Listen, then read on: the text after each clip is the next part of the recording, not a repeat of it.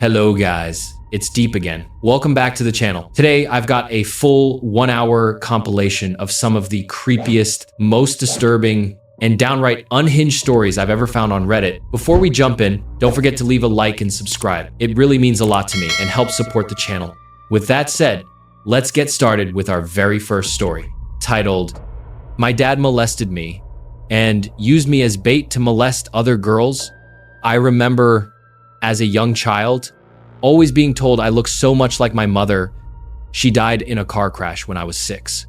Obviously, my dad and I were devastated, and I clung to him in my grief. We were often physically very close, him holding me while and he cried.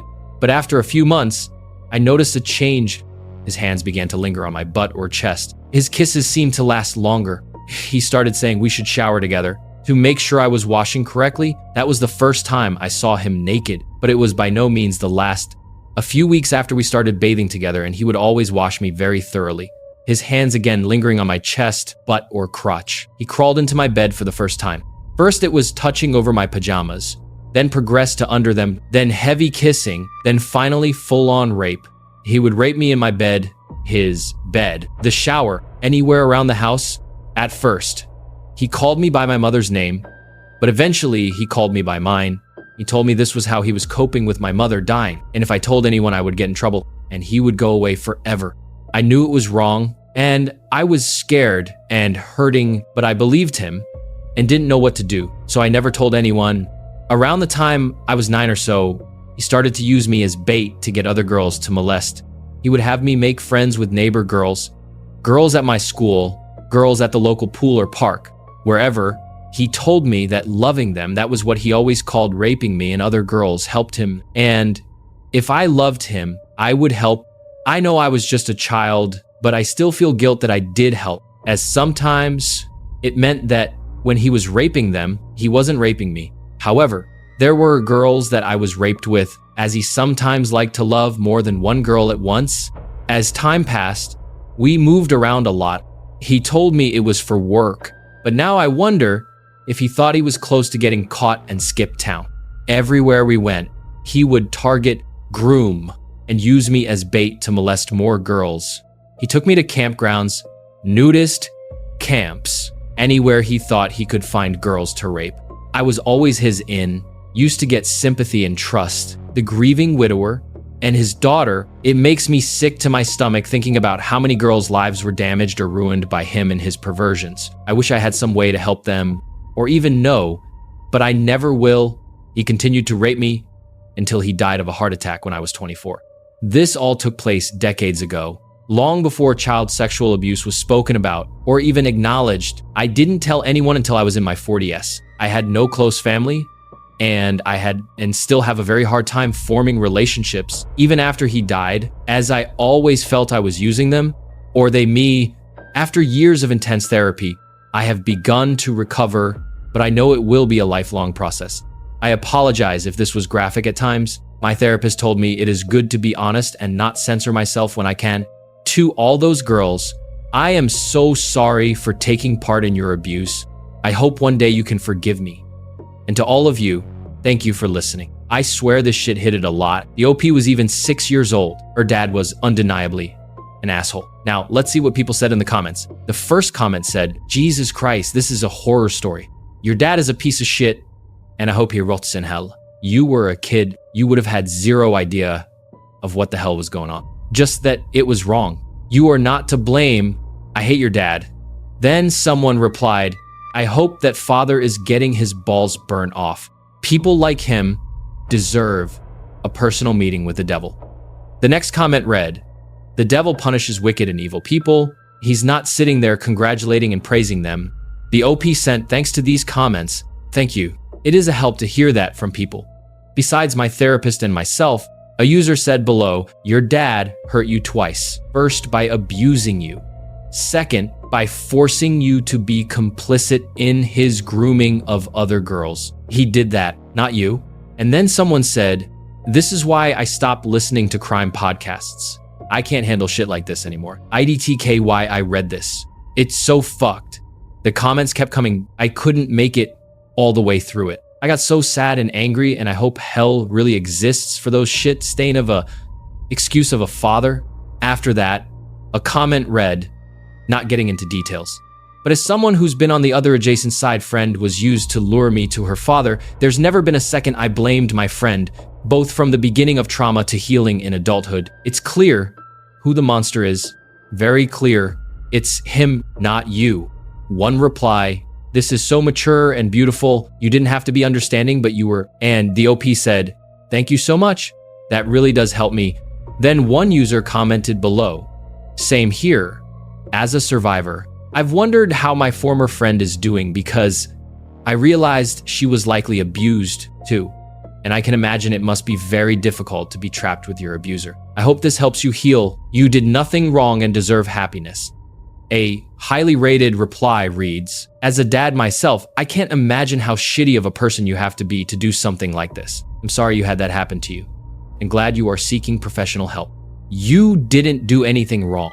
The terrible person here is 100% your dad. I hope he rots in hell, and I hope you can find peace. Someone replied, Effer though, I always read stories with this narrative, and as a father of 2 daughters, I can NVR understand how you could hurt and scar your offspring like this. Also very sry that OP had to live a life like this. The feeling of the one person that's supposed to keep you safe is the one doing all the DMG is absolutely disgusting. Further down, that user wrote, for real, that's why this pains me to no end.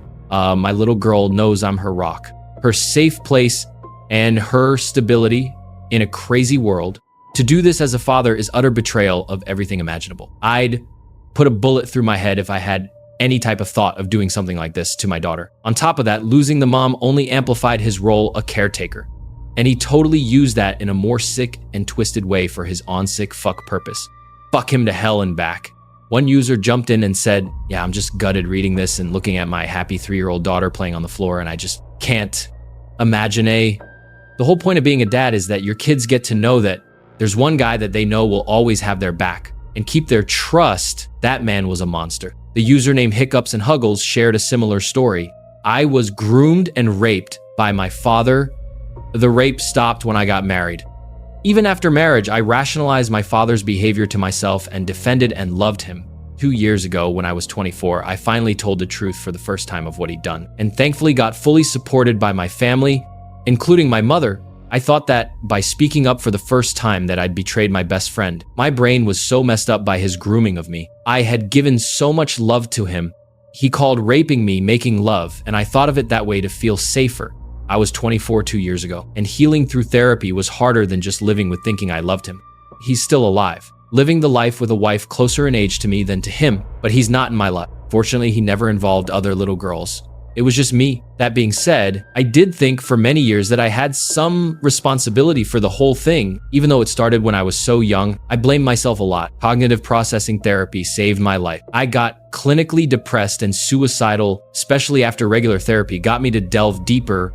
CPT helped me to retrain my brain. I highly recommend it. After that comment, someone else asked, if you could find the strength to report to police, it would help so many people. And the original commenter also replied, with the encouragement of my family, I did. A case has slowly been getting built against him for just over 2 years now. Because there are no real witnesses or pieces of evidence, it's slow going. I'm told the only thing going for my case against him is that my therapists are able to vouch for the validity of my symptoms and consistency of my memories. I've been told by the prosecutor on the case that they'll be ready to present to the grand jury in the state where the crimes were committed before the end of the year, keeping my fingers crossed. It's all very slow going. Right below, someone else added, if the perpetrator has abused others, then yes, a report will help build a case against him. But what then? Court is brutal for victims of sexual abuse. The questions are often very invasive. There is little to no emotional support, and reliving your experiences in front of your former abuser plus family can be incredibly traumatizing.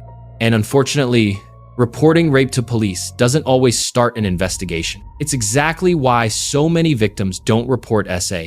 Even with a report, the police really can't do anything if you're missing certain information. Typically, that means lack of physical evidence, rape test kit, the perpetrator's identity, or corroborating eyewitness soother victims. If it was years ago, it's much less likely to be solved because of the time that has passed. And if the abuser is a beloved friend, family member, is taking them to court really worth it? If your loved ones will resent you for it, while reporting may help others, sometimes it just results in frustration and ultimately more pain for the victim. Move to the next comment. One user shared, "My dad molested me too. If I had waited to tell anyone, he would have gone after my sister who was 7. It is not your fault. I wish I never told anyone sometimes. It feels like I tore my family apart. I hope you find happiness. With my family still in the picture, you'd think they'd be on my side. They weren't. I'm sorry you went through this. Just know you're not alone." Then another pointed out, "You didn't tear your family apart. He did. And you saved your sister. You are a hero." But I can't imagine how confusing things can be. I am terribly sorry for your experience. A comment read, "We create our own family. Blood doesn't make you family. It makes you related. And trust all those people who were mad at you for telling the truth about this sicko are gonna follow him in death, because that's disgusting. You did good saving your sister. I wish someone would have saved me, so don't ever regret that. She's probably so grateful. I hope life gets better for you." After that, the OC shared, "Trust me, I wish we weren't related, but biologically he is. I look more like my father than my mother, just by color alone. When my brother yells, he sounds just like me. When I yell, I sound just like him. And trust me, they're not going to burn in hell. Sadly, they still think everything's okay. Now, I hope if there is a God, my sister will never know what I did for her." Someone chimed in, "I am a sexual assault prosecutor. I am simply in awe of children like yourself. You are truly a hero. You were a child and did nothing wrong and everything right. I am proud of you. What an amazing person you are. I hope you will accept that he is blame and soon so you can enjoy a life without guilt. Therapy may help. Please, please reach out for assistance." Then the OC continued, "I wish you would have been the one to tell me there was no evidence to incarcerate. Maybe it wouldn't have hurt so much.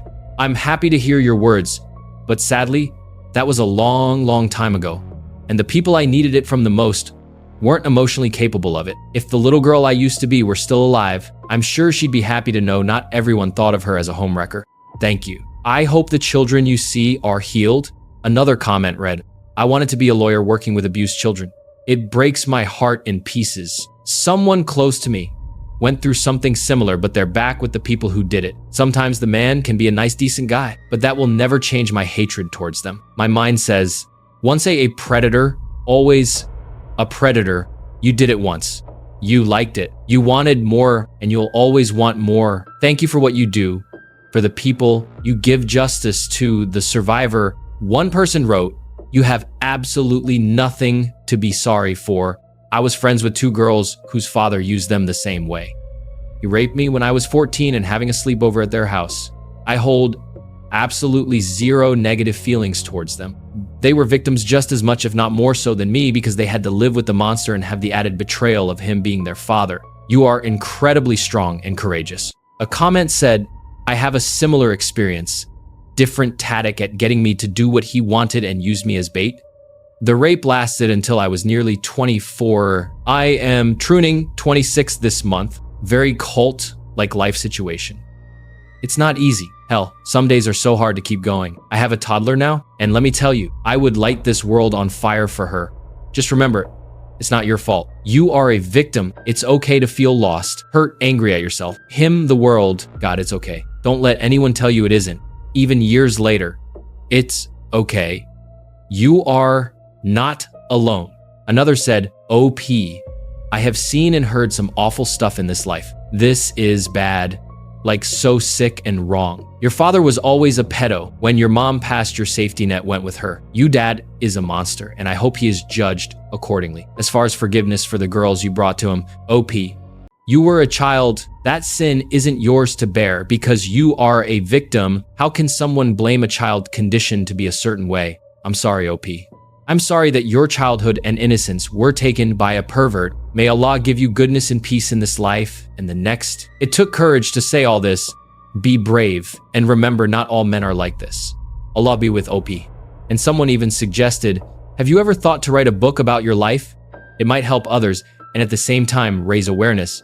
Also, it could make you a good cash flow so that you might have a better future or donate that money to help other victims. Further down, one comment read, "I barely talk about it, but I was raped a lot too. I am so used to it. I find myself getting raped in my own relationships. Like with my previous ex, I've been single for a while now. But the biggest issue I have is that whenever I talk about my trauma to my family, it's either I am somehow faking for attention, they have it worse, so I need to suck it up and just get over it, or worse, they make fun of me and claim I am an easy target. I have been so insecure about my body for years, I can't even have a healthy sexual relationship. I 100% relate, but I wish I felt safe enough to accept love instead of worrying it's a way to get close to me in order to take advantage. I wish I had a therapist like yours. They sound amazing." Someone had a different take. This entire post is a LARP. I mean, I've read a lot of horribly traumatic stories, but abuse survivors do not go into this much detail. OP deleted their entire account. WTF, then another replied, "As a childhood abuse survivor, not sexual, and a victim of adult SA, I was thinking the same thing for the precise reasons you gave. We do not, nor are we generally encouraged to, by our therapists, tend to describe the exact behaviors they did to us in this kind of way. Almost the way someone writes about a toxic relationship, as opposed to the most traumatic thing. We would mention that things escalated and might touch briefly on how they did, but not in stark detail that sounds off in other ways. I hate to cry fake or come close to potentially policing the language of other abuse and SA survivors. However, I've just seen so many LARP or fictional recounts of what would be traumatic experiences, or even worse, fetishistic stories on here from people either looking for attention to post something like it's a writing exercise, or because they're hoping to use other victims' comments in solidarity to get off. It's disturbing. All I know is it makes me hope that when I see fake posts, especially regarding child sexual exploitation or abuse, it's someone struggling and trying to cope in an unhealthy way for attention, because otherwise the other option is a sicko wanting to have a good time. Somehow, another comment points out, mods really need to do a better job of vetting posts. Anyone want to take a guess as to what sort of content the OP posted before deleting their account? This is fetish content and it's sickening. One user followed up, "What in the world? No more internet for me." Why would this be okay for mods to approve? A comment added, "Is it?" It sounded exactly like it, but I didn't want to be cynical. What content were they posting before? I'm too late, and the account is now deleted. Actually, the OP account was canceled, so maybe this thread is fake, or the OP doesn't want to get troubled if it went too far. In case some people may know OP's information in real life that bothered OP. Despite questioning the story's authenticity, many commenters still offered support to abuse survivors. As a dad to little girls, I couldn't read the whole thing. It made me mad. And I want to hurt your father in the most violent and sadistic way. Being a dad is one of my life's greatest joys, and I enjoy the intimate moments between me and my kids. For someone to bastardize and use that time for sexual purposes is sickening. I'm sorry you had to live through that. There were plenty more comments, but most of them shared the same message, condemning child abusers and sharing experiences similar to OP's. Whether this story is true or not, I believe people who prey on children, especially their own children, deserve the harshest punishment possible. What do you think about this story? Let me know in the comments below. Now let's move on to today's second story. It's titled 24-Year Matrix Glitch. Hi, I recently posted the below in the room glitches in the Matrix and had it suggested to post here. So here goes, long-time lurker, first-time poster, as I've just minutes ago experienced something that freaked me out really badly. So my childhood home was almost undeniably haunted, but not in the scary Hollywood trope style. More just other people or things sharing our living space and actually being quite helpful. Stuff such as when we were looking for a toy or a certain piece of clothing, we would hear a noise and then find what we were looking for in that direction. My mom was big into spirituality and duality, and we were always taught to be respectful of the unknown, and it wouldn't bother us. However, there was one area in the house that just felt off. For some reason, the kitchen was black and white, alternating tile apart from the bottom left corner, where, for some reason, 3 black tiles had been placed next to each other, and for some reason, anybody that stepped on these tiles immediately experienced nausea and loss of balance. So much so, my dad installed a grab rail by the door. Anyway, one of my earliest memories was of being around 6 and following mom around the kitchen, just generally being an annoying child. I remember vividly fiddling with her Rubik's Cube at that age. I couldn't solve it and used it more like a fidget toy. I remember vividly walking over these tiles, losing my balance and dropping the cube, but whether it was the sound of me falling or some other reason, I never heard the cube hit the floor, and no matter how much we looked, we could never find it. My kid brother at the time was 3 years younger than me and said he saw the cube go into the floor, but I'm guessing mom just wrote this off as a child's imagination. He doesn't remember this now, by the way. Cut to today, 24 years later, and after 12 or 13 years of renting this house out, my mom has made the tough decision to sell the property to help pay for my grandparents' care home and medical fees. Both have quite severe Alzheimer's and dementia. And my nan is currently receiving palliative care for bowel cancer. Myself and my brother were generally touching up some paintwork and tidying the living room up when we heard a plastic clunk from the kitchen. When we walked in, there was a plastic Rubik's sitting right in the middle of these 3 black tiles. It wasn't dusty or dirty as if it had been there for ages. It was clean and freezing cold to the touch, covered in condensation. My brother doesn't remember this incident, but I found my mom in an upstairs bedroom, and she is adamant we are playing some sort of trick or prank on her. Then all of a sudden, a really horrid feeling started coming over me. Like the feeling you get when you know you have done something wrong or messed up in a big way, and somehow the situation seems irreparable, if that makes sense. Just a really foreboding feeling. I'm currently sitting in my car writing this, as I'm just generally freaked out, which isn't something that usually happens to me. And every time I glance at the house, I get a really sick feeling in my stomach. Just wondering if anybody has experienced anything similar or had any advice. Now let's see what the comments had to say. One comment read, "If we assume all memories stated are accurate, then this is certainly a fascinating mystery. Where was it? How did it get there and back? Wherever it was certainly very cold." My first thought was that it was in another dimension. Another said it doesn't want you to leave.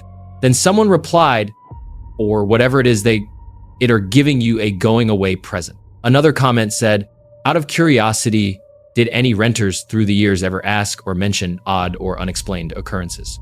Then the op commented that none of the short-term tenants, but there was an elderly Hindu couple who lived there for 7 years who experienced much of the same activity as we did. It started roughly 2 years after they had moved in, eerily, and I only found this out after talking to my mom following today's events. The second to last tenant was a Belarusian lady who did tarot and mediumship. My mom has a theory that maybe something she did either intentionally or not stirred the energy in the house up. Further down, someone said, maybe you could contact the previous owners of the house. If they put those black tiles there, then they very likely know something.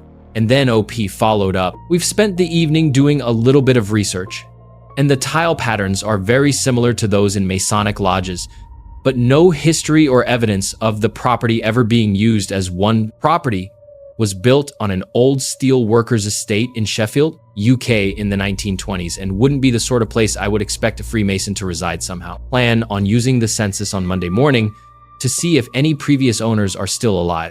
Right after that, one comment read, I think it was a pretty common kitchen tile pattern back in the old housewife days. Another comment said, I think it might be a portal there. The freezing cold part reminds me of the DeLorean. When it comes back from being in the future, ice all over it, freezing cold because it was in the future, and then came back from the movie Back to the Future one, someone agreed, yes. For some reason, someone put these 3 tiles there. Obviously, they knew something. Those black and white pattern tiles are used also in masonry. It's the design of the lodge's floors. Then the OP replied, I've spent the evening doing a little bit of research, and the tile patterns are very similar to those in Masonic lodges, but no history or evidence of the property ever being used as one. Property was built on an old steel workers' estate in Sheffield, UK in the 1920s, and wouldn't be the sort of place I would expect a Freemason to reside somehow. Another asked, may I suggest that you don't use fictional stories to back up your claims? I'm not saying this to be unkind, but just to say that it's not really a solid argument to try to prove a claim by using a fictional account. You may be right that it was cold because it came from who knows where, possibly another dimension. or another place in time. But Back to the Future isn't proof. Someone verified it. The person who mentioned Back to the Future is not OP. Then a comment replied, right, I was writing to the person who wrote about the movie, not to OP. I don't see how you thought I was replying to OP, as my comment is directly below that of exposing the shadow. Someone else commented, I'm not OP. And I said, it reminded me of that movie, not that it's exactly like the movie or that the movie is real. OP answered, bit of a weird comment, to be honest. I've never claimed anything of the like, although I think a few suggestions of that have been made by other commenters. Is the food in my freezer copying Back to the Future because it's cold? I've given genuine details of what I believe to have happened, although I'm open to interpretations. As for having a fictional account, I mentioned in the post, I'm a long-time lurker but rarely post. What little posts I do make tend to be in the D&D and Ada subreddits. May I suggest that you don't jump to conclusions and make sure you are referencing the correct people, as you come across quite highly strung. To be honest, someone argued that you know that I was responding to exposing the shadow, right? I wasn't saying that your account was fictional, just what that person wrote about taking evidence from a movie as an explanation for what happened to you. I might be highly strung, but nobody's ever said that to me before. Mostly they say I'm very laid back and mellow, but maybe you're seeing something I'm blind to, so I'll look into it. Move to the next comment read, this would be an amazing story for Jim Harold's Campfire podcast. Another added, fact or fiction? That is an incredible story. One user shared, very interesting. It definitely sounds like there's something going on in that house, but specifically that room and that spot in that room. Someone had a theory. Any chance it went under the fridge and stayed there since? Scrolling down, a comment clarified, over the years researching into the para times normal and assuming everyone's claims are legit and no one's pranking misplacing. It's a common belief in Asia that ghost spirits can move and hide stuff, and also give them back, especially common in Southeast Asian. And I'm pretty sure almost everyone there has experienced this at some point, only to be brushed off by an adult as a hallucinations or mind play. Temperature. Ghost spirits are normally associated with temperature change, cold mostly. So yeah, you stories pretty para times logical and possible. A different user wrote, don't worry. It is a common glitch in which an object with momentum, due to a quantum rare probability fluctuation, accelerates near to C, and thus ends up traveling to the perceived future. Then someone said that would require near infinite energy. If it accelerated to that speed, I imagine everyone in this story would be dead from the impact with the floor. Probably most of us as well. A comment added, sounds like a possible false memory. Like doing something a lot, like opening a door or using a cooker, something can interrupt the sequence, and you assume that it's off when it isn't. Inside a mind's eye, we act out the action, but replace the memory with a past action that was identical. This is a common thing to happen in old familiar places, that you maybe moved an object and lost it, or became confused because of a past old memory or a unique new one. Try to remember the entire sequence of events and see if a duplicate memory is sitting in its place, and follow the events exactly as they happened. If there is something that is an inserted false memory, it can have this fear and worry effect, and is a good sign you are becoming aware and maybe just getting a little bit older and having some older memories surface. OP quickly replied, good explanation. This was my first theory once I had calmed down, but the fact my mom remembers the story from when I was younger identically, and the fact my brother can't remember the childhood memory due to his age, but witness both the noise and this cube appear today, makes me think it's maybe not the answer. Then the same user said, try listening to old playlists or just music that is from the 1990s. Remembering the lyrics to old songs you enjoyed should trigger reinforcement of events. The last comment asked, so this happened in a different house? Then the OP said, no, the same house, but it was the first time I had been back in 13, maybe 14 years, as my mom had been renting the property out. Glitch in the Matrix stories have been absolutely blowing up online lately. Everywhere you look, people are sharing bizarre experiences, objects disappearing without a trace, only to mysteriously reappear, or things showing up in their homes that they swear they never owned. So, are we really living in a simulation? Are we nothing more than NPCs in someone else's world? I don't know. But you might want to brace yourself for what you're about to hear, because I can almost guarantee this next story will make you think twice before turning the lights off tonight. The title of the post is, I found the bunker of a prepper family who went missing 3 years ago. Dr. Daniel Vance was a smart man, too smart for his own good, maybe 40 years old, a lecturer in fluid dynamics with a mind made of shapes and numbers. No one knows why, but one day, on a whim, he crunched the numbers on the apocalypse and came to a troubling conclusion. He didn't share exactly what it was he'd deduced. But given that he immediately quit his job and liquidated his many assets, it's fair to say it wasn't positive. Swept up in the wake of this tremendous upheaval was his wife, a 24-year-old PhD student who had grown infatuated with Daniel some time before. She loved the strange bear of a man who could just as easily build a log cabin as he could explain the idiosyncrasies of an asteroid's orbit. Speaking to Daniel always left you with the profound impression he was right. So when he told her what he wanted to do, she agreed. 15 years and 5 children later, the Vances were living in the distant woods just beyond my hometown. They were enigmatic, richer than the Pope, and extremely serious about their prepper lifestyle. But they were also funny, easygoing, and incredibly compelling to speak to. Larger-than-life survivalists who swept into town with bizarre requests that thrilled local businesses.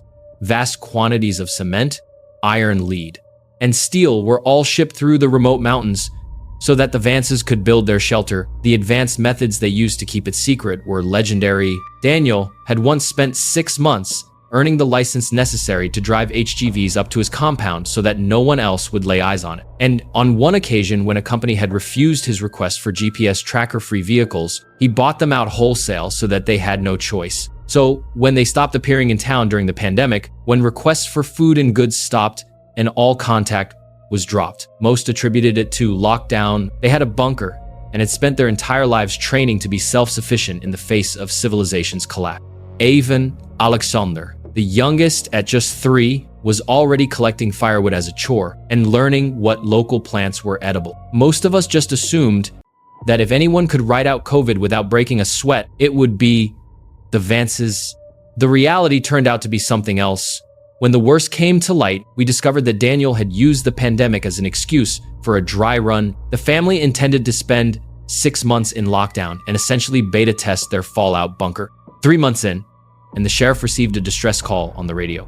Coordinates were provided by the hushed voice of a sobbing child that most assume was Alexander. Even though that's never been proven, the police arrived and found the bunker still sealed. It took hours for emergency responders to cut into the door. All the while, efforts were made to contact the family within, but to no avail. Once inside, police were left dumbfounded. There was no one to be rescued, no bodies, no survivors. There was evidence the door's locking mechanism had failed and trapped the Vances inside with no way out, but if so, where had they gone? Beds and cots lay everywhere with moldering yellow sheets, buckets close to hand with stains all around them. Some doors were barred, others smashed to pieces. There was even evidence of makeshift quarantines and, in places, what looked like violence. The police, usually a fantastic source of gossip, were not forthcoming until the town demanded answers, and the sheriff was forced to offer only the barest of outlines. An outbreak of a waterborne illness had struck the Vances down not long after they were locked inside and unable to seek help. Rumors of contagion were overstated, fueled by the unrelated rise of COVID. Whatever contaminant had killed the Vances, it was non-organic in nature. No need to panic. The Vances' loved ones had been notified. The bunker was going to be demolished, and we could all put this terrible tragedy behind us. Of course, we still had questions, 1,000 of them. Why hadn't the family called for help?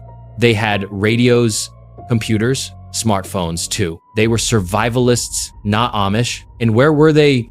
What had happened to their bodies? Why hadn't they simply left? We shouted these and more at the town meeting, but the police simply refused to comment. For most of us, the excitement lasted another week or two until we realized we weren't getting answers anytime soon. Besides, the pandemic was in full swing and most of us had other things to worry about. The tragic story eventually faded until it was just one of those awful things in the town's history that we didn't talk about. I was as guilty as anyone else of just forgetting about it. I certainly never expected to find the bunker out there in the woods. Faded police tape still on the open door that hung wide open with scorch marks around the lock. It stood out in the woods like someone had cut a hole right in the fabric of reality. The darkness, so deep and black, it almost ached to look at. The sight of it made my heart drop into my stomach. It radiated pain. Does that make sense? I think some part of my lizard brain picked out details that wouldn't become apparent to me until I got closer, like the bloody finger streaks that stained the handle from where someone had scrabbled furiously at the lock without success, and the tiny viewing window had been smashed with a hammer that still lay nearby. I needed only to glimpse it to imagine the family taking turns to stand there and scream into the woods, desperate for rescue. Under any other circumstances, I would have run, but I'd gone there looking for my dog, and my light revealed a few wet paw prints making their way down the dusty concrete tunnel, half Bernese and half collie. Ripley is the sort of dog who trembles in my arms when a storm buffets the windows and needs his paws held when we brush him. I love him. I do not have much of a family, or a wife, or even many friends, but I have Ripley, and I could no more have turned around and gone home to an empty apartment where I would have to sob my grief away than I could flap my arms and fly. He was my dog, and I'd raised him since he was a puppy, and I wasn't going to leave him out in those woods. I went in after him. I didn't know what to expect, but I knew it wouldn't be good. Whatever the police had found, they not only kept most of the morbid details to themselves, they had also lied. The bunker was not demolished or even sealed off. In fact, looking at the occasional blue latex glove tossed aside and the one or two broken police issue flashlights, it seemed like the last people inside had been in a hurry to get out. Given this was where 7 people had presumably died, I assumed it was someone's job to clean it all up. But the corridor looked largely untouched. Just a few meters in, and manic writing started to cover the walls. The desperate scrawls of a lone survivor left there to be rediscovered like cave paintings. Most were deliberations on how to get out, diagrams, blueprints, equations, and formulae, all focused on the door and the circuits responsible for its faulty lock. I instinctively assumed they belonged to Daniel and that he'd been the last to die. What a god-awful fate for a man to outlive his children. And yet it got worse. Slowly the writing changed from equations and plans to a desperate scrawl. The same few phrases repeated over and over. 5 doors. 5, not 6. 6. Didn't make it. 6 doors. 6. It seemed like the kind of thing you'd find in an asylum. A psychotic rambling punctuated only by 6 paragraphs. Right at the end, each letter was impeccably neat, and each small paragraph was topped with a beautifully drawn Christian cross. Elliot Vance, aged 15, a gifted guitarist. He liked boys, even though he thought I did not know. I loved him. With everything I had, he would have made a great man. Alicia Vance, aged 14. She liked to paint and to shoot. She had her mother's mean streak. It would have served her well in the future. Elijah Vance, aged 8. The smartest of us all. These were Daniel's memorials to his family, and seeing the words lit up by my torch was a haunting insight into the overwhelming despair he'd endured. He must have realized he wouldn't get the chance to speak at his family's funerals or to write their obituaries. This was his last desperate way of making sure the world might one day know them as he did, as real people. The words marked the end of the tunnel, standing adjacent to a trapdoor in the ground. It was not open, but the tunnel came to a dead end immediately afterwards, and Ripley's prints disappeared at the hatch. I feared he might be in danger, but still I stopped and looked at the bunker door 20 meters behind me. The once gloomy forest looked so bright. Even on this cloudy day, the air dotted with rain. A part of me felt like I was leaving the whole world behind as I began to climb the ladder down. I entered a large circular living space that was packed with furniture and little nooks and crannies. The walls were covered with folding beds and tables, and every inch was multifunctional. A dining space could become a sitting space, which in turn might be where someone slept or even exercised. It all depended on what particular bit of furniture you unfolded or unclipped or unfurled. 7 people in close quarters, nowhere near enough privacy. It made sense. They went with this cluttered, overlapping use of space, but it was still a large room, bigger than most studio apartments. And there were a few corridors that led deeper into the earth, telling me the bunker had unseen depths. I looked for some sign of my dog and soon found his trail, but this far from the rainy copse, Ripley's prints were starting to fade. After barely a few meters, they petered out vaguely in the direction of a nearby door. I wanted to follow, but stopped myself from rushing onward. It was unlikely Ripley was getting out any other way, and I'd do us no good getting hurt myself. I decided to take a look around and quickly spotted a dinner table. If I needed proof the police had not bothered with a cleanup, this was it. The plates were still out, the food rotten to a strange blackened husk, A child's hat lay across one place setting. The once creamy fleece turned a sickly green and yellow. The chairs had their backs reinforced with wooden beams fitted with long grooves so that something the width of a nail could slide into them, and on each of the cushions were foul-smelling stains that looked oddly like an ass print. I touched one with gloved hands, and the material crackled audibly. Whatever it was, similar stains were on the cutlery and plates, and there were even handprints of it placed firmly on the tablecloth. At first I thought it was blood, but that wasn't quite right. It was too contained to be from leaking blood. On the back of one of the chairs, a stain tapered exactly where a woman's waist would be like a near-perfect silhouette. I shivered as I remembered that Miranda Vance had always been a slim woman and wondered how she had left her imprint on the gray fabric. Using my torch, I saw that these stains repeated in the oddest of places. Yes, there were some on beds and blankets and even patches of plain floor, exactly like you might expect in a room full of sick people. But why did one stain on the floor bear such a strong resemblance to a child huddled in the fetal position? And why was the same stuff all over the TV remote? And on books on shelves? And board games too. Everything from sofa cushions to DVD boxes to piles of dirty laundry were covered in the same dried brownish material that gave off a foul, coppery miasma. I found the jigsaw particularly baffling. Someone had set up another table with 4 chairs, all modified with the same back support as those by the dinner table. And a jigsaw had been laid out with 4 separate piles, but only one was depleted. The rest looked largely untouched, almost like someone had portioned out pieces for 3 other people who had absolutely no interest in going along with it. Maybe Daniel had tried to keep up morale while the family were sick. God help me. If that were true, I couldn't help but imagine the poor man sat there with his loved ones close to death, desperately trying to encourage them to click their own pieces into place while they faded in and out of consciousness. Something about that room emanated madness. And the longer I stayed down there, flicking the bright disc of light of my torch from one detail to another, the more I wanted to leave. One door had wooden beams nailed across it. One sofa had been partially disassembled.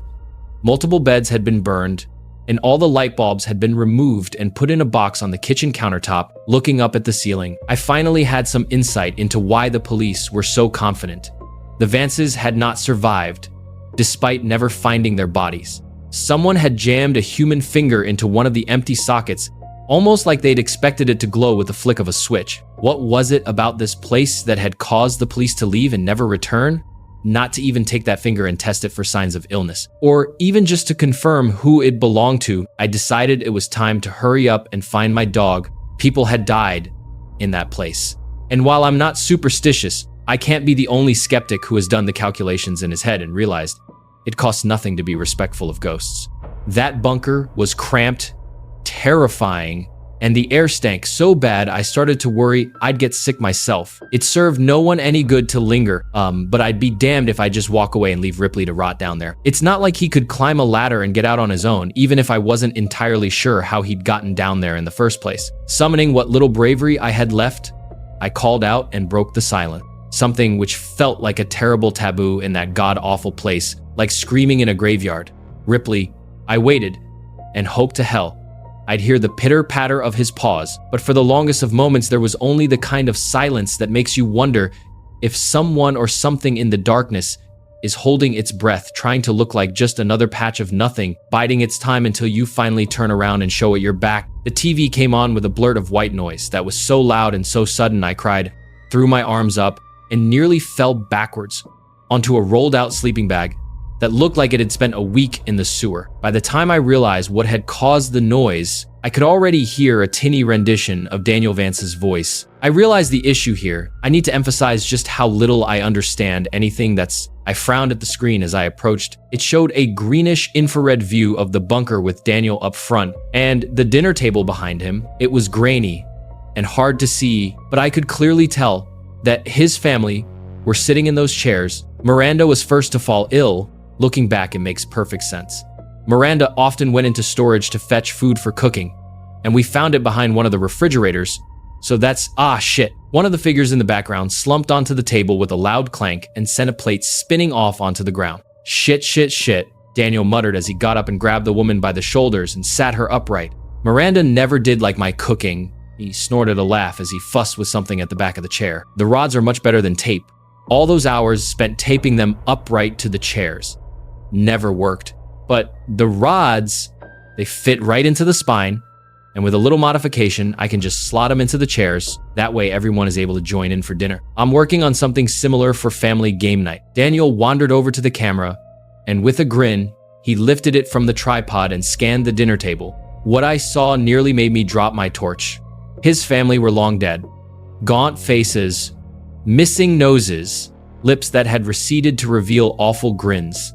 These were corpses, plain as day. Even when viewed through such a low-resolution image, the only thing that made them seem remotely alive was the way their eyes still reflected the infrared back so that they glowed in the dark, and yet Daniel seemed oblivious to it all.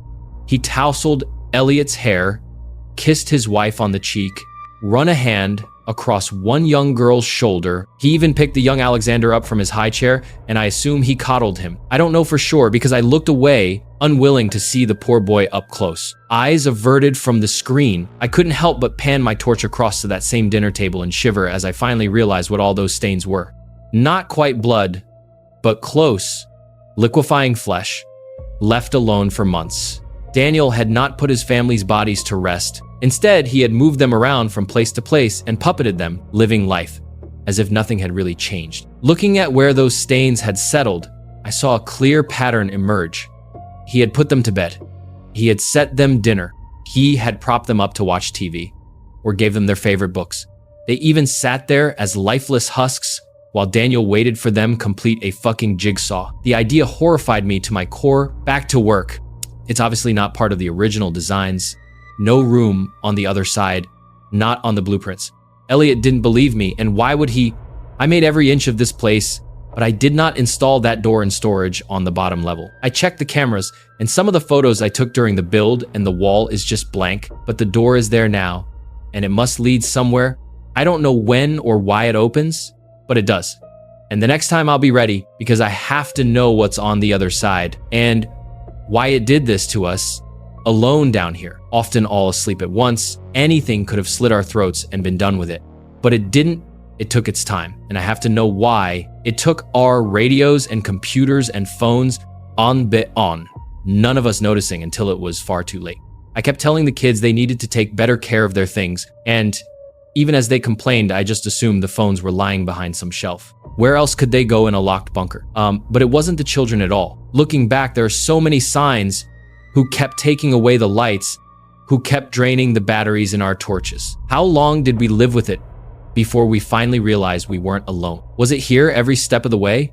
A door out of nothing that leads to nowhere, at least most of the time, because I know for a fact it does not always open onto a blank wall. There is something behind it. Yeah, I can hear it shuffling around in there, wet breath rattling in its lungs, a horrible sound I hear roaming these halls when it thinks I'm asleep. I listen to Daniel, fascinated by this strangely compelling rant, when movement caught my eye. An infrared camera, running in the dark, its image a roiling mess of uniform noise.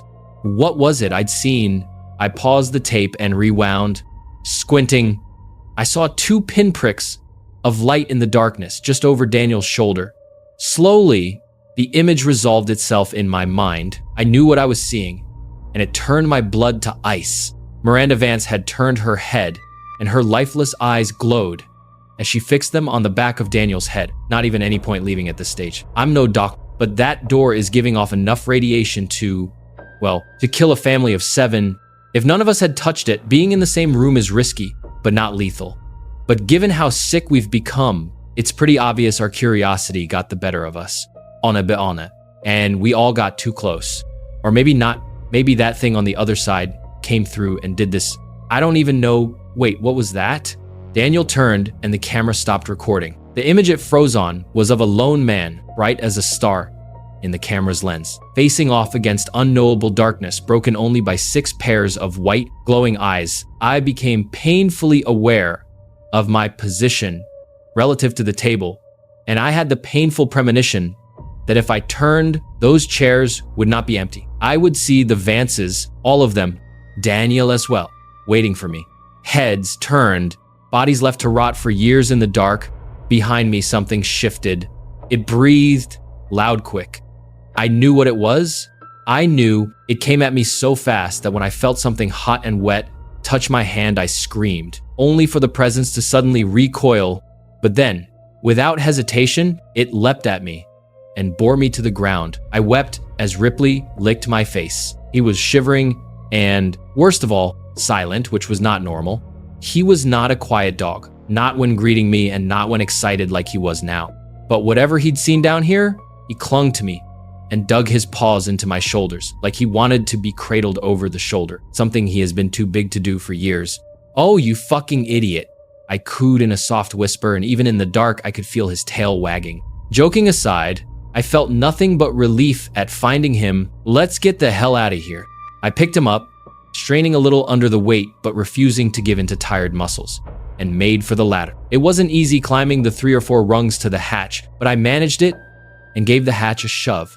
First one hand, then 2, again and again, with everything I had, but still that hatch refused to budge. "Shit," I cried, while pounding at it with my fists. But all I achieved was a sore wrist. The hatch had jammed when, somehow, the handle had been snapped clean off. Now, I'd need a pair of pliers or something to cut through the metal bar locking it shut. My fingers couldn't move it, nor could I brute force the hatch open. The metal bar was an inch thick, and at the very least, I'd need some tools to get at it from this side.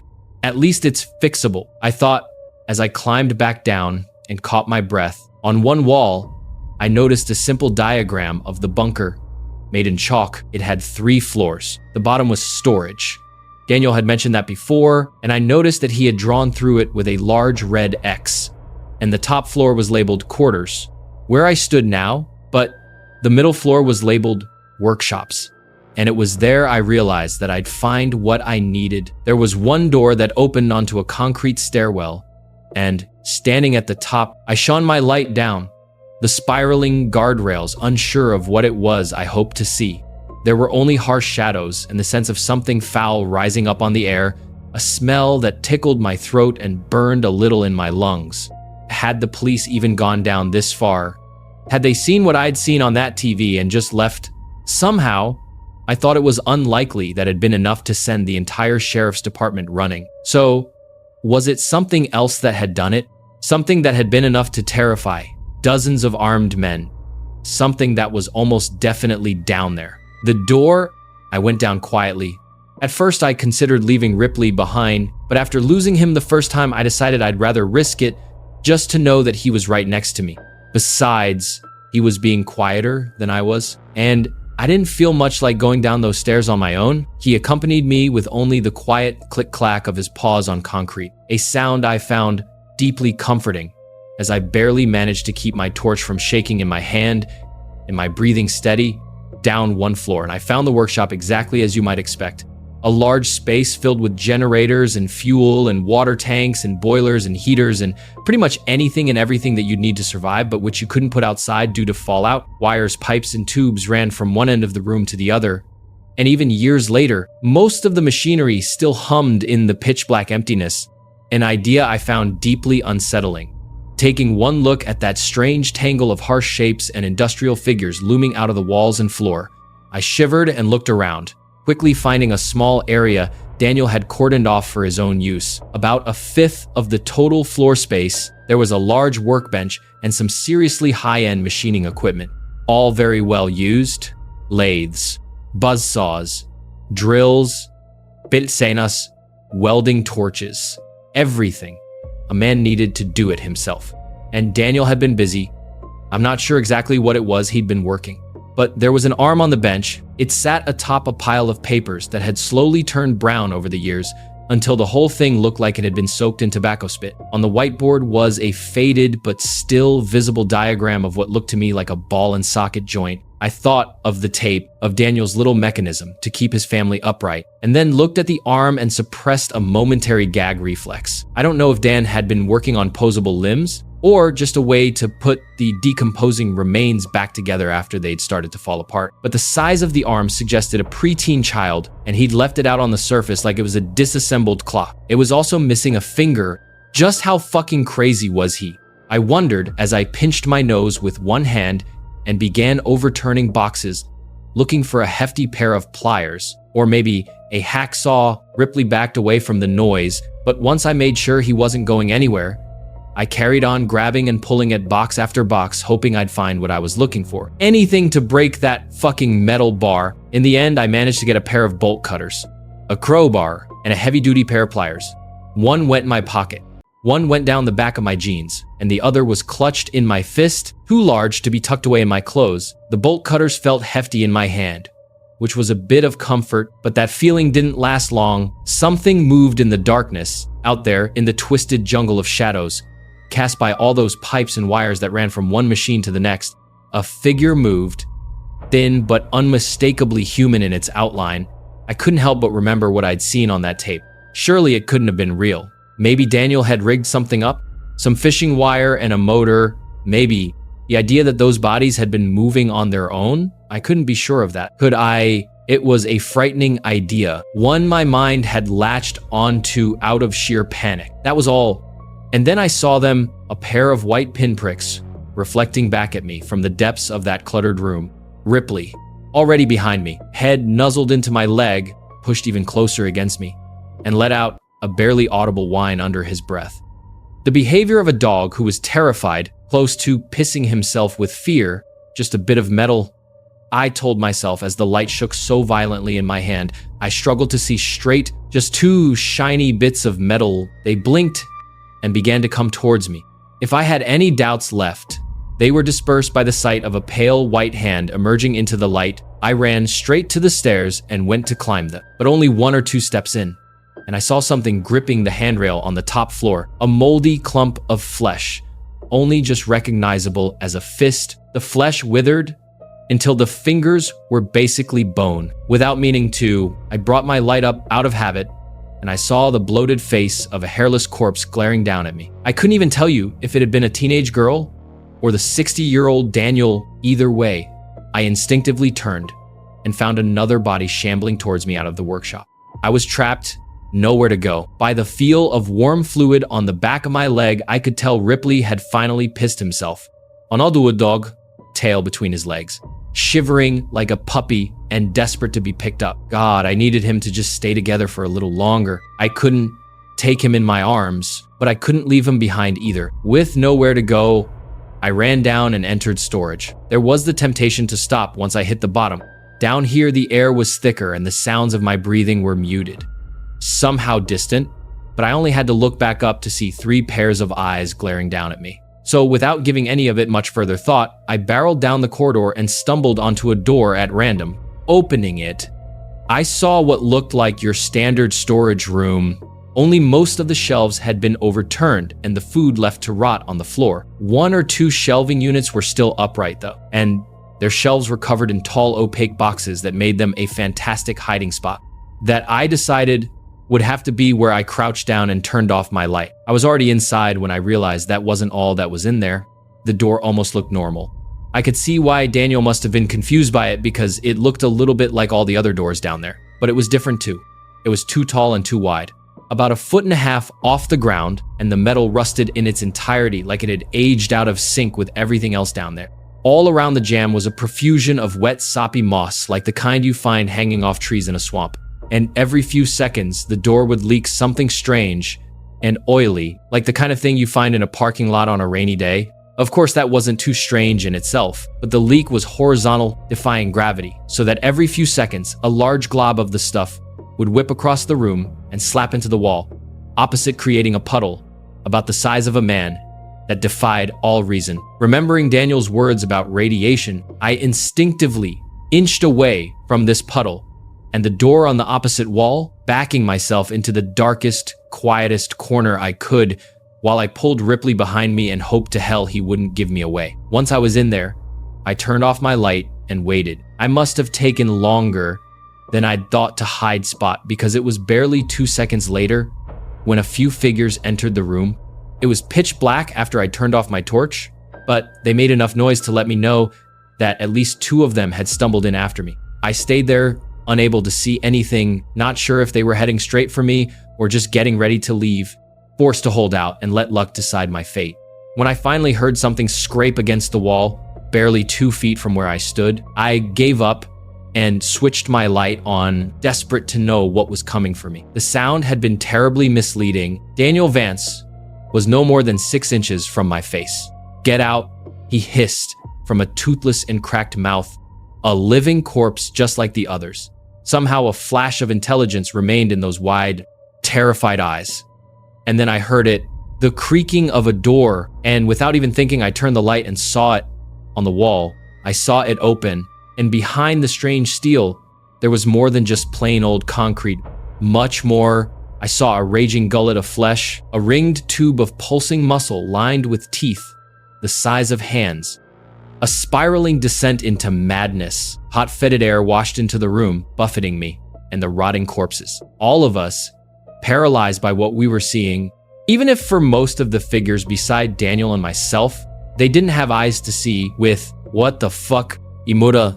Unable to take my eyes from the flesh tube beyond that doorway. "It's coming," Daniel whispered as he grabbed me with one fist and hurled me out of the room. I hit the floor and skidded along a slick fluid left by the Vance's footprints, the smell of which turned my stomach. Perhaps the worst detail was that it was cold. I don't know why, I just expected whatever oozed them off them to be feverishly hot, but it wasn't.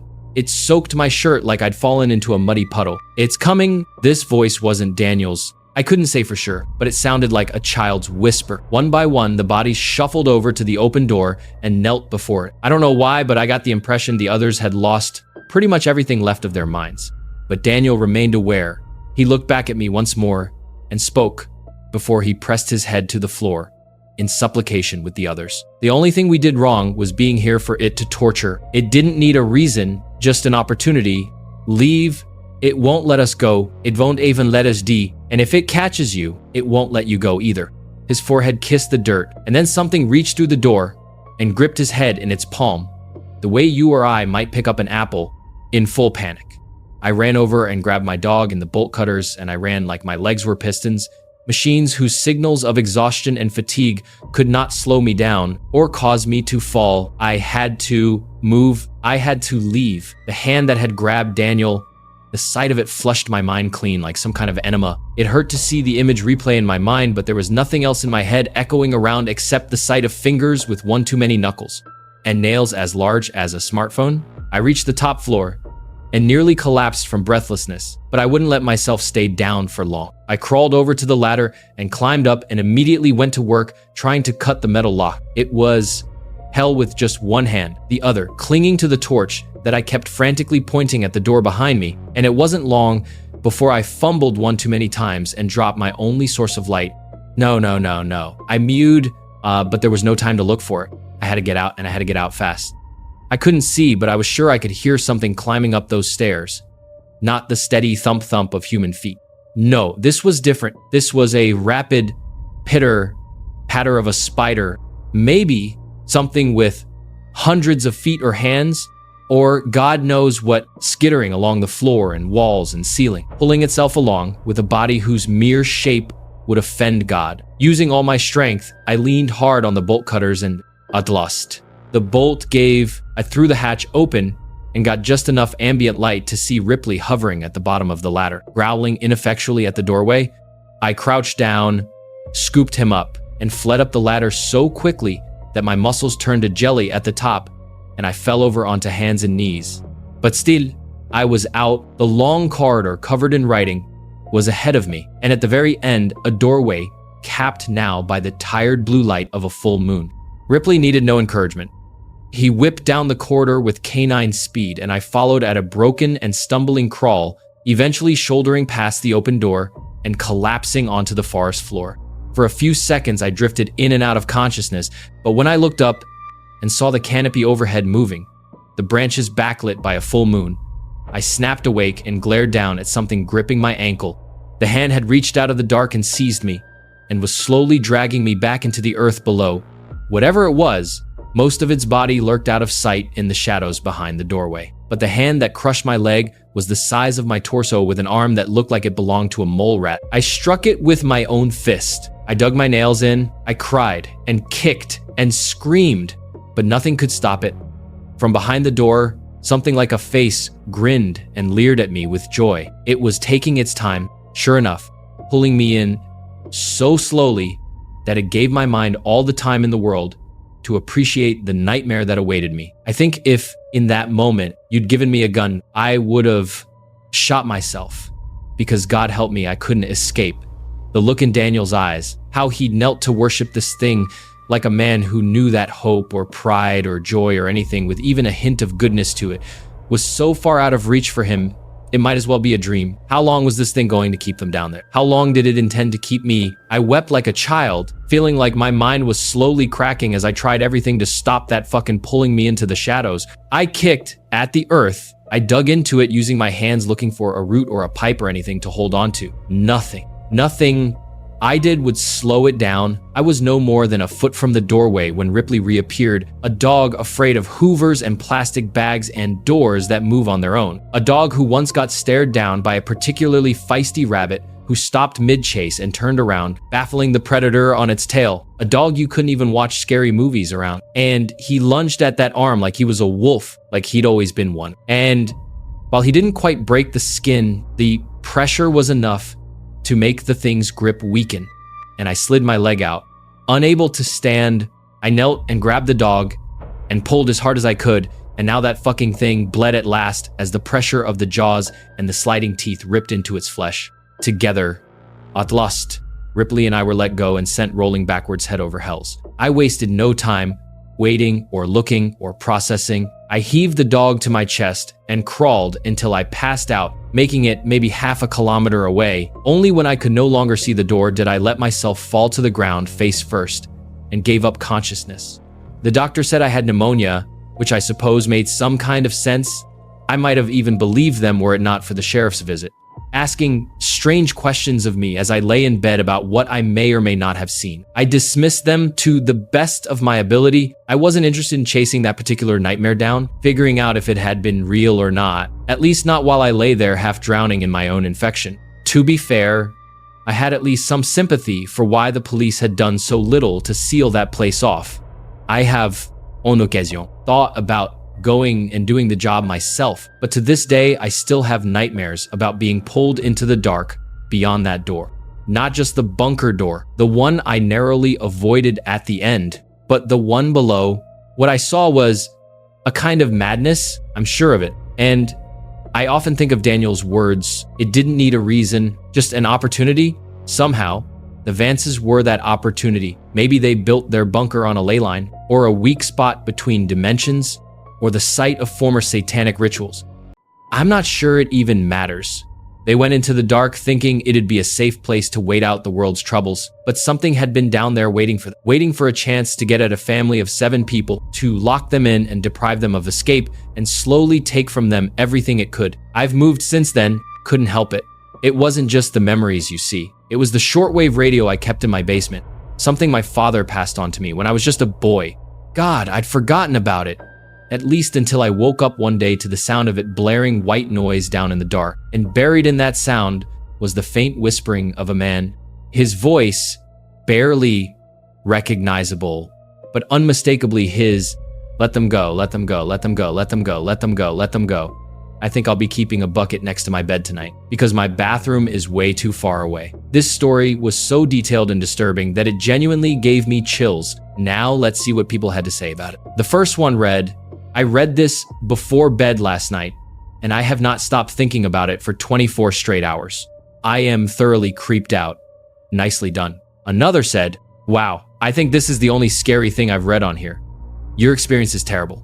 Last night I had this terrible, most awful feeling ever. It must have been a burst of anxiety. Usually they are sad, but this one felt like something awful was going to take me away. Kind of like the beings you were describing. I'll never forget it.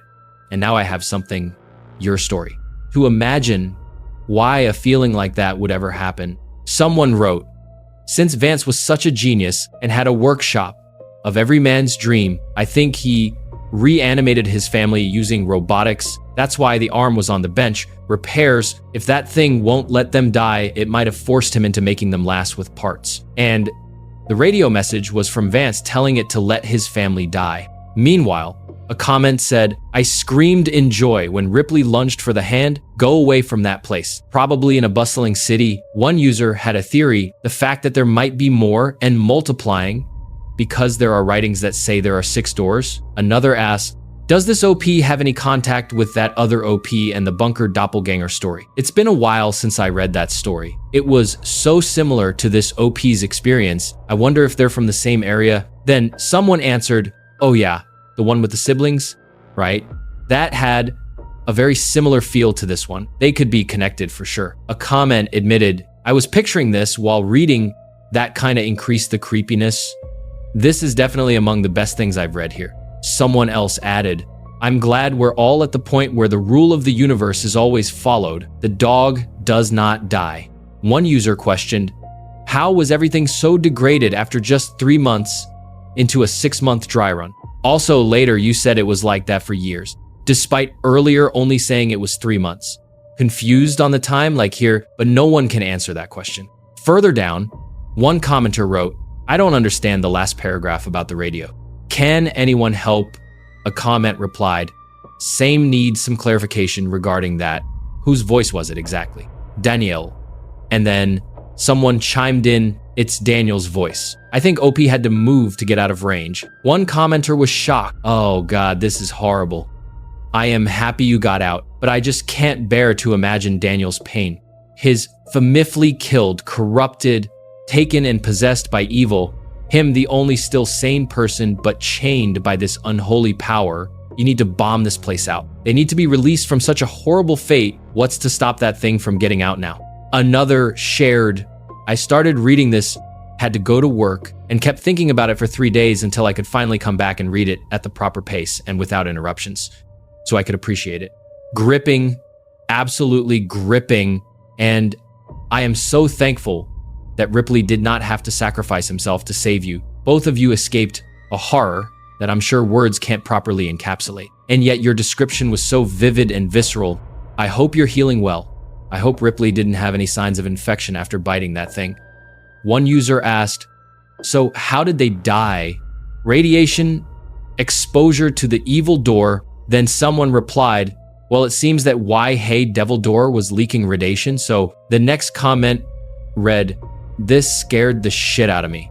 Always had a fear of locked in places, but throw in an underground monster. I'm done for add living corpses and insanity. The poor Vances living an undead life tormented by that thing. You were so lucky you and Rascal got out. I think Daniel tried to buy you some time when the family kneeled at the doorway, but you both made it out. And Rascal was the hero. I hope that place gets shut up. The Vances are already dead and would be grateful for the release. Someone questioned, why did the police not bomb the place? We have the tech to explode or just chemically melt the thing into slag. Ripley showed the monster can bleed, so surely attempting to destroy the bunker would do something. At the least, it could block the place off. Maybe let the poor family finally die. Instead, the cops are just ignoring it and leaving the victims to literal eternal torment. WTF. Then a comment said, I agree. As a great man once said, if it bleeds, we can kill it. If a dog's bite is enough to draw blood, then surely a whole-ass battalion of police officers armed with assault rifles and SMGs could at the very least put a dent in the monstrosity, or show it that it truly has something to fear from humans. In any case, anything that bleeds would probably be killed by some C4. Then another user chimed in, exactly this. Can't believe the police still lived in that town with good conscience. They should have reported it up the command chain at least. But someone pointed out, even if they went in and slagged the monster and rescued the Vances, the eternal torment might not be fixable. Whatever it did to them, they are walking corpses. With their flesh liquefying away, I don't see how we'd be able to make them any deader than they already are. I could try cutting their heads off or melting them in lava or etc., but I sure wouldn't want to take the risk of that not working. That said, what I suggest is we, and by we I mean brave people who are absolutely the fuck not me, go in guns blazing and shove a whole ass nuclear bomb through that magic flesh door, Avengers style. Then run out and drop the Chernobyl sarcophagus on top. A comment explained, because as is, the place can be sealed. It's a prepper's bunker, an enormous cement box with locks on the doors to keep people from breaking in to steal precious supplies after law and order broke down outside.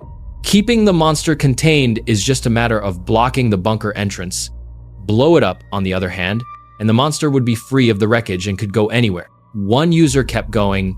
They didn't block it, though they left it hanging wide open. OP just walked in, rep chase. They should have fed a tube into the hatch and kept filling it with cement until it stopped bubbling, although that will still leave the Vance family trapped though. And then another said, don't think the Vance family would have minded the cement grave. It might have ended their suffering and given them peace. Wow, shit, that was scary. But if I was in OP place, I would have come back with some people to find Ripley. After all, it is a crime scene, or at least inform someone that I was going to search the bunker. This was terrifying for me to read. So what do you think about this threat? Let me know in the comment. Now we will go to another one titled, I've seen the afterlife and I don't want to go back. I was 11 years old when I died. Most people don't remember the exact day. Their lives changed forever. They remember birthdays, holidays, the first time they fell in love. Me?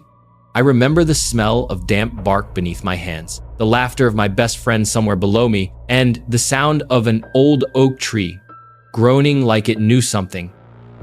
I still dream about that tree. It stood at the edge of Blackwood Forest behind my grandparents' farmhouse, older than anyone in the village could remember. Its branches stretched over the fields like twisted fingers clawing at the sky. Adults always warned us to stay away from it. It's rotten, my granddad would say.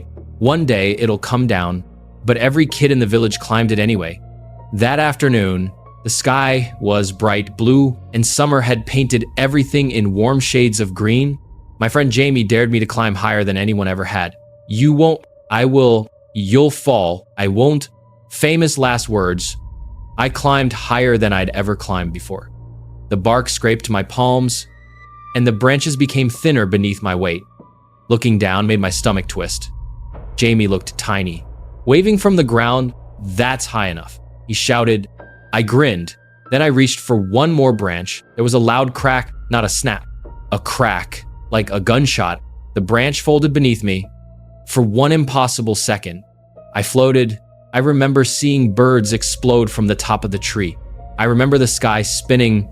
I remember wondering if this was what flying felt like. Then the world rushed upward. Everything went black. The darkness didn't hurt. It wasn't even frightening at first. I thought I'd close my eyes, but I tried opening them again. Nothing changed. The darkness wasn't around me. It was everything. There was no ground beneath my feet. No wind, no heartbeat, no sound. Just endless black. I called for my mom. No answer. I screamed until my throat burned. Still nothing. Then something answered, not with words, with breathing. Slow, heavy, close enough that I felt warm air against the back of my neck. I spun around, nothing. The breathing stopped, and I convinced myself I was imagining it. Then I realized I wasn't standing anymore. I was sinking. Slowly, like my feet were disappearing into wet earth, except there wasn't any earth, just darkness swallowing me inch by inch. I struggled. It didn't matter. Eventually, the darkness reached my knees, then my waist, then my chest. Just before it reached my chin, the world changed. I stood beneath a sky. That wasn't a sky. It looked like cracked stone stretching forever overhead, covered in thousands of hairline fractures glowing with dull red light. There was no sun, no moon, yet somehow I could see. The forest surrounding me was silent. Every tree was dead, not leafless, dead. Their trunks were gray and smooth, as if the bark had been peeled away centuries ago. None of them moved, not even slightly. There wasn't any wind, there wasn't any life. The silence pressed against my ears until they ached. I started walking because standing still somehow felt worse. I don't know how long I walked. Minutes, days, years. Time didn't seem to exist there. Eventually, I noticed someone standing between the trees. A woman, her back faced me. Miss. She didn't answer. I stepped closer. Her dress looked ancient, filthy. It dragged through ash that covered the ground like snow. Are you okay? Still nothing. When I was close enough to touch her shoulder, she turned. Her face had no eyes, no nose, no mouth, just smooth, pale skin stretched across where they should have been. Yet somehow, I knew she was looking directly at me. Every instinct screamed at me to run, so I did. I sprinted through the dead forest until my lungs felt ready to burst. Branches caught my clothes. The ash puffed beneath every footstep. Behind me, nothing. No footsteps. No breathing. No chase. But somehow I knew something followed me. Not quickly. Patiently, like it already knew where I would end up. Eventually, the trees opened into a massive clearing. I wish they hadn't. Thousands of people stood there, perfectly still. Men, women, children, all facing the same direction. None of them moved. None of them blinked. They looked frozen. Like statues carved from flesh, I stepped toward the nearest man. Hello. Nothing. I waved my hand in front of his face. No reaction. I reached out. His eyes rolled toward me. Only his eyes. The rest of him remained perfectly still. His lips never moved, yet I heard him whisper, "Don't let it know you're awake." I stumbled backward. The whisper came again. This time, from every person, thousands of voices, all speaking together, "Don't let it know you're awake." The ground trembled. Every head slowly tilted upward. Something enormous moved above the trees. I couldn't see it. Only the tops of the dead forest bent beneath impossible weight. Tree after tree leaned aside. Something was coming, something huge. Every frozen person whispered louder. Too late. I ran again. The forest never ended. No matter how fast I sprinted, the trees remained the same. Gray trunks, black branches, ash silence. Eventually, I reached a river, except the water flowed upwards. It rose from the ground into the sky, disappearing into one of the glowing cracks overhead. Inside the water, faces. Thousands of faces drifted silently past. Their mouths opened and closed. No sound emerged. A little girl floated by. She looked about 6. She smiled at me. Then she mouthed 3 words. "It's behind you." I refused to look. I couldn't, because I already knew. The breathing had returned, slow, deep. Directly behind my left ear, warm air brushed my neck. I closed my eyes. Please, please don't let me see it. The breathing stopped. Something touched my shoulder. One finger, cold, impossible. I turned. Anyway, nothing. Empty forest, empty river, empty ash. Relief flooded through me until I looked down. There were footprints surrounding mine, not human footprints. Each one looked like an entire hand had been pressed into the ash. Long fingers, far too many joints. They circled me. Whoever made them had walked around me dozens of times while I stood there, watching, waiting. I wasn't alone. I had never been. I don't remember falling asleep there. I don't think anyone could. Instead, I opened my eyes in a hospital bed. Bright white lights blinded me. Machines beeped beside me. Someone screamed, "Mum, he's awake." The room exploded into movement. Doctors rushed inside. Nurses checked monitors. My mother collapsed beside the bed, crying so hard she couldn't speak. My dad hugged me so tightly I thought my ribs would break. "You've been asleep for 4 months," someone said. 4 months? That couldn't be right.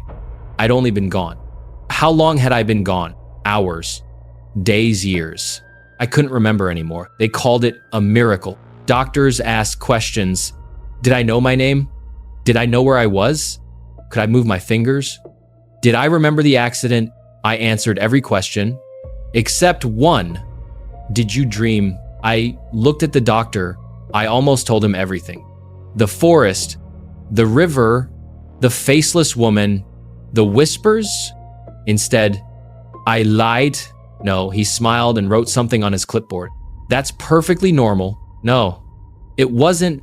Nothing about it was normal. Because as everyone celebrated around my hospital bed, I noticed someone standing silently in the corner of the room. A little girl, about 6 years old. Her hospital gown looked soaked. Water dripped steadily onto the floor. Nobody reacted. Not the doctors, not my parents. She stared directly at me. Then slowly, she raised one finger to her lips. Shh. The room suddenly felt cold. She smiled, not kindly, sadly. Then she whispered the another 3 words, "It's still here." The lights flickered. Every heart monitor in the room emitted one long, continuous tone. For just a fraction of a second, everyone except me froze completely still. The doctors, my parents, the nurses, none of them moved. None of them blinked, exactly like the people in the clearing. Then, just as suddenly, everything returned to normal. The heart monitors beeped again. People laughed. Someone adjusted my blanket. No one seemed to notice anything had happened. The little girl was gone. But on the polished hospital floor, leading from the corner of the room to the side of my bed, were damp footprints, not feet. Hands. Långbit handprints. As though something had crawled out of the darkness and followed me home. Well, that's it for today's video. Right now, I'm deciding what kind of content to make next. Would you like me to keep making these long-form videos that are a few hours long? Or would you rather see something different? Maybe internet rabbit holes, creepy mysteries, or other disturbing topics? Let me know what you'd like to see in the comments. I read every suggestion, and I'd genuinely appreciate your feedback. If you enjoyed the video, don't forget to leave a like and subscribe. It really helps the channel grow. Thanks for watching. And as always, I'm Deep. See you in the next video.